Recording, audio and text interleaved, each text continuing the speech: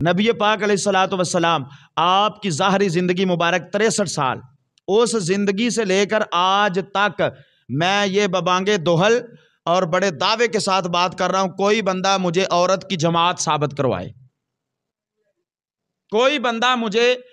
ये बताए कि औरत ने जमात करवाई हो। जब औरत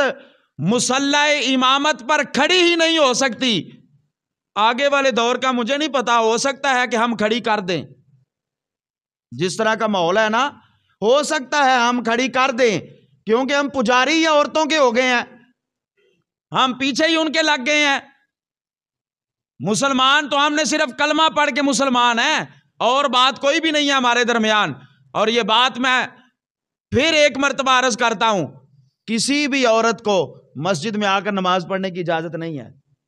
किसी भी औरत को किसी दरबार के ऊपर जाने की इजाजत नहीं है, किसी भी औरत को किसी पीर के पास जाने की इजाजत नहीं है, किसी भी औरत को। यार मैंने शायद पहले भी अर्ज किया था, जो इस्लाम हमारी औरत को गैर महरम के साथ हज करने की इजाजत नहीं देता, वो किसी पीर के पास जाने की इजाजत कैसे दे सकता है? जो इस्लाम हमारी औरत को गैर महरम के साथ काबे का तवाफ करने की इजाजत नहीं देता, वो किसी पीर के पास जाने की इजाजत कैसे दे सकता है?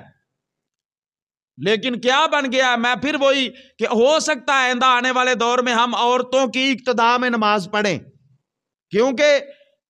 अकेली औरत हज पर जा रही है, उम्रा करने के लिए जा रही है, क्या किया जा रहा है कि वो ग्रुप में शामिल होकर उनको उनका महरम बनाकर भेज दिया जाता है। हालांकि उधर से पाबंदी है कि महरम के साथ आए, लेकिन जब ग्रुप में शामिल करते हैं, किसी को किसी का भाई बना देते हैं,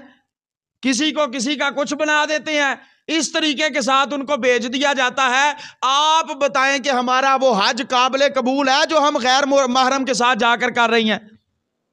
हमारा वो उम्रा काबिल कबूल है जो हम जनाब वहां जाकर कर रही हैं? तो इसलिए दोस्तों अपने ईमान की फिक्र करें।